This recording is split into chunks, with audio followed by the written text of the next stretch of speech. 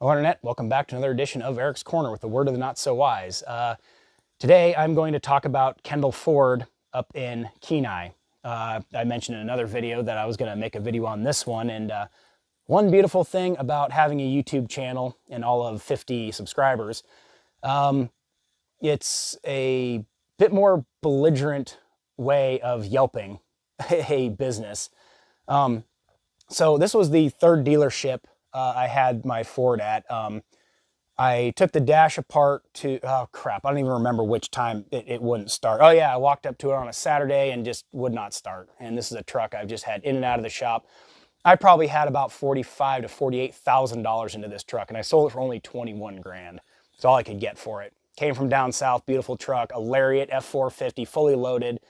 Thing was badass, but at some point it's just, this thing's just costing too much. It's just sitting broke down at shops. So I had it towed through AAA up to the shop up there, which was pretty sweet. And they went through, replaced the fuel pump, replaced the starter for some reason, which I was sure it didn't need.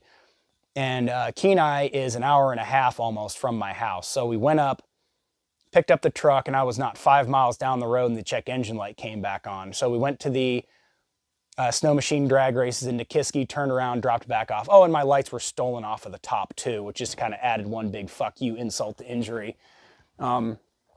Which of course they were real cool about and just told me they weren't reliable. Don't have security cameras either. Wow, convenient. They're not expensive.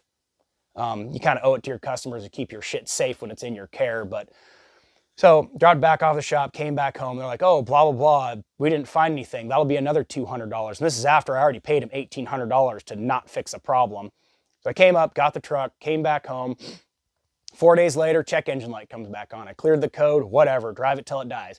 4 days later, it stalled out and died completely. So I hauled ass to the specialty shop, local specialty shop, and he found a bad fuel rail pressure sensor. When I'd let the truck idle for more than 15, 20 minutes, it would go into limp mode. I mean, smash it to the floor, would do 3 miles an hour.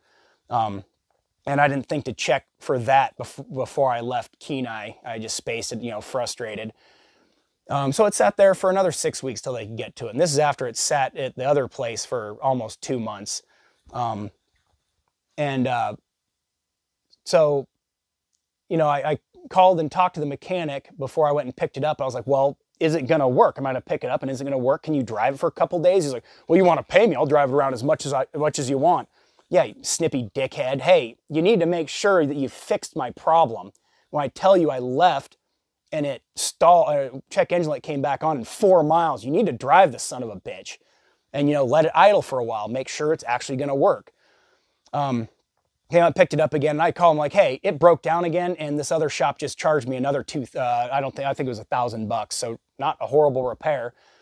And I told him like, you need to refund my money.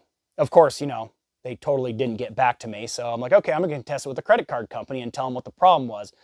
And of course, they didn't really get on it. They drug it out. I need to call them again and see if I can't reopen this. And it's $2,000. My buddy was telling me, he's like, yeah, since you assigned for it and paid them, it's not really a fraud case. But they told me if another shop says, hey, they didn't fix it correctly, which he signed a letter that, I wrote out and he said, hey, this looks good and signed it because I want to take up his time. Great shop. I mean, again, this is 4 specialty shops, 3 of which were down in the States. Didn't find this problem.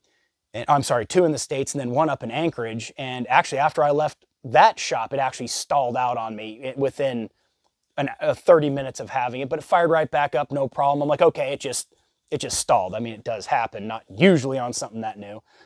And this is a 6.4 Power Stroke. It's a pretty problematic truck, and bought it with a new low mileage engine and transmission. So I'm like, oh, okay, good to go. I did my video about emissions and how it destroys the engines and so forth. So anyway, Kendall Ford, I mean, do better. And you need to come up with this receipt and probably pay me my money back. That's just absolutely absurd. I mean, this was a couple years ago now, but I said in another video, if you're a young lad and trying to learn how to work on cars and shit, don't get too frustrated because these jackasses can't even figure out what's wrong. And they've been mechanicking for 30 years.